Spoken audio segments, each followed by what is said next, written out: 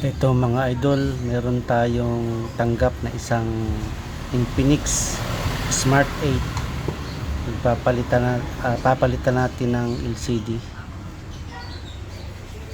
Ayan nga yung natanggal ko yung mga plastic ng LCD.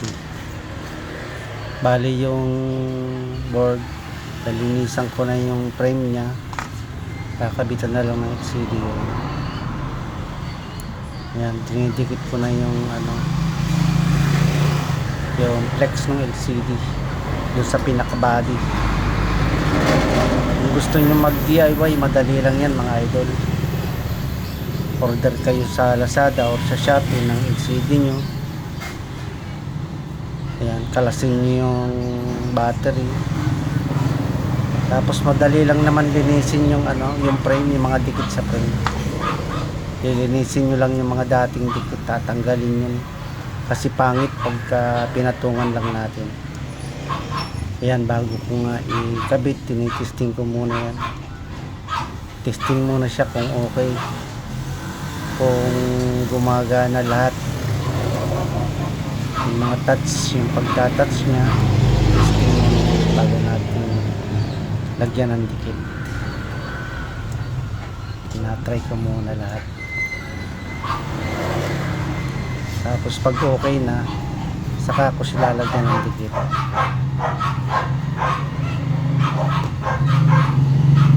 Yung maliit na yun na idol, yung kinuha natin sa sirang LCD, dapat ibalik natin yun.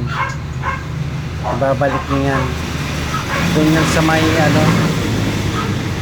sa may itaas ng LCD, yung airpiece, sa may airpiece.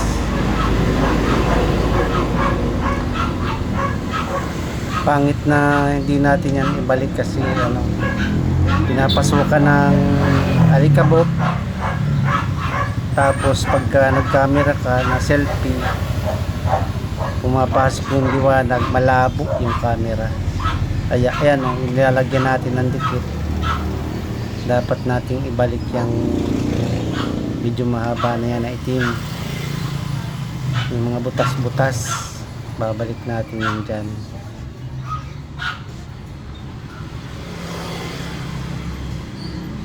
Ayan nga, ibinabalik na natin.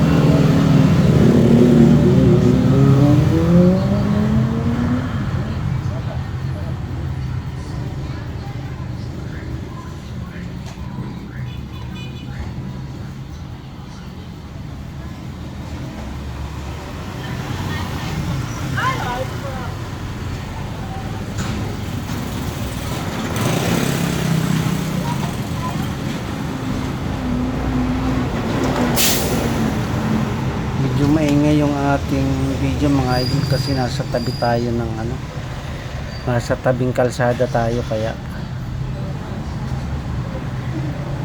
ayan, dinidikitan na natin siya ng ng pandikit. Yan mga idol, T7000. Nabibili yan sa Shopee, Lazada. Pag gusto nyo mag DIY, bili lang kayo ng mga parts, pwedeng kayo na ang gumawa, pero siyempre fix at your own risk.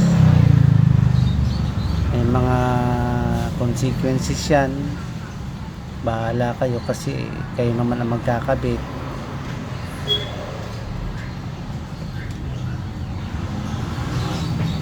Para hindi kayo magkamali, gayahin nyo lang to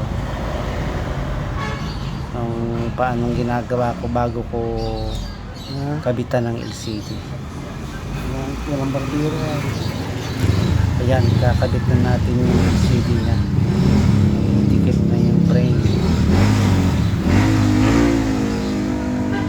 Suplex, tapos yung flex sa Lagi nawawala ng barbero. kakalimutan, dapat nakapasok din yun. Baka kung maipit, Di baga.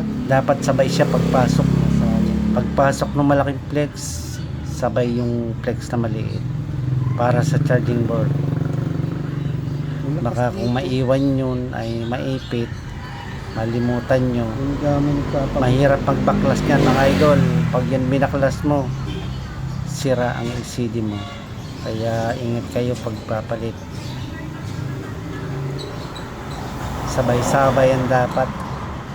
Sasabay mo yung flex na malaki at saka yung flex na maliit dun sa charging board. Ayan nga, pinipix na natin. Pinakabit na natin sa board yung kanyang LCD.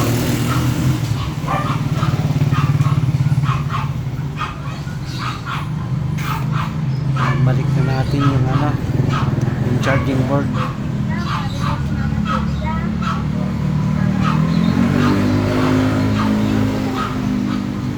Kapit uli yung charging board, tapos yung flex tsaka yung antena.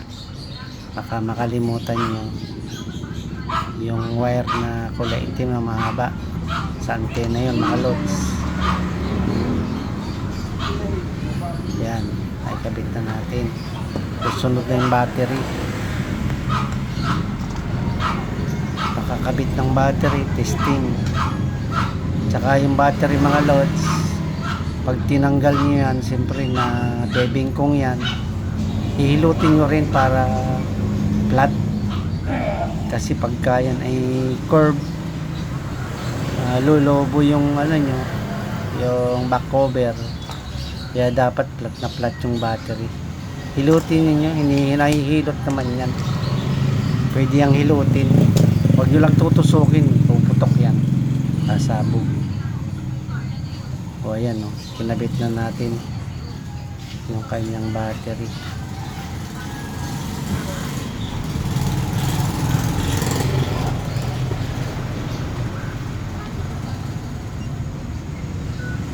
Yan, silip-silip kung pantay. Pag medyo magpe-press kayo, huwag masyadong malakas pagpe-press at baka mabadshot yung LCD. Alalay lang pag masyadong mahigpit. Ayan, tutornilyohan na rin natin.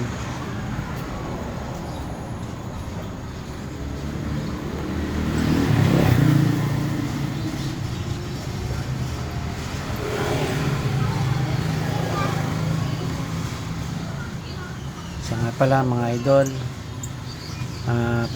kung magustuhan ninyo ang aking video, please follow and share. Malaking tulong na po yan sa akin yung pag-share at pag-follow nyo. More videos to come mga idol. Iba-ibang unit ang i-upload ko rito, pagpapalit ng LCD o kung ano mang mga trouble. Antabay lang kayo sa aking mga i-upload na videos.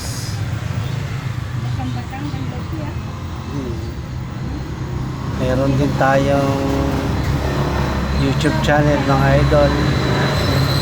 Yung mga ina-upload ko rito, upload ko rin doon sa aking YouTube channel, Raul Tech TV. Pa-search nyo na lang, pa-subscribe na rin mga idol.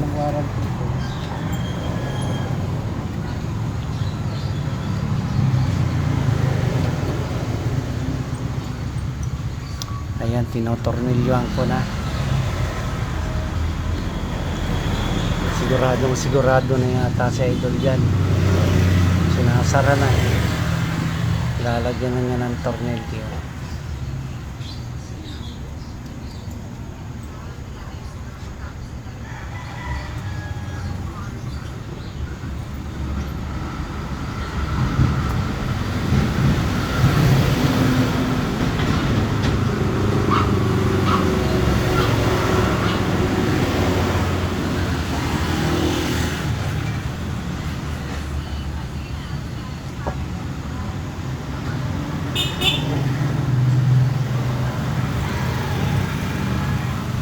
Tatakpan na agad nga idol oh.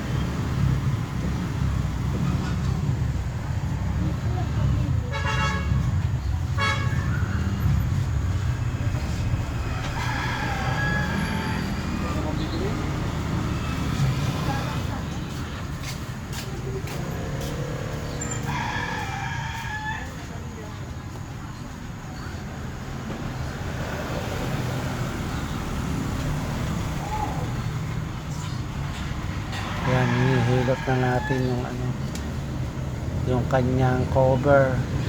Pag mayroong pandikit yung cover, kahit di nyo nalagyan ng pandikit, kusa na hindi dikit yung dati niyang ano,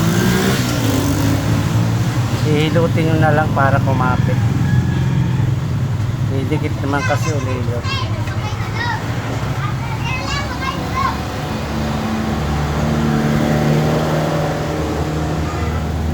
Ayan mga idol, kung nagustuhan nyo ang aking video, huwag nyong kalilimutan follow and share.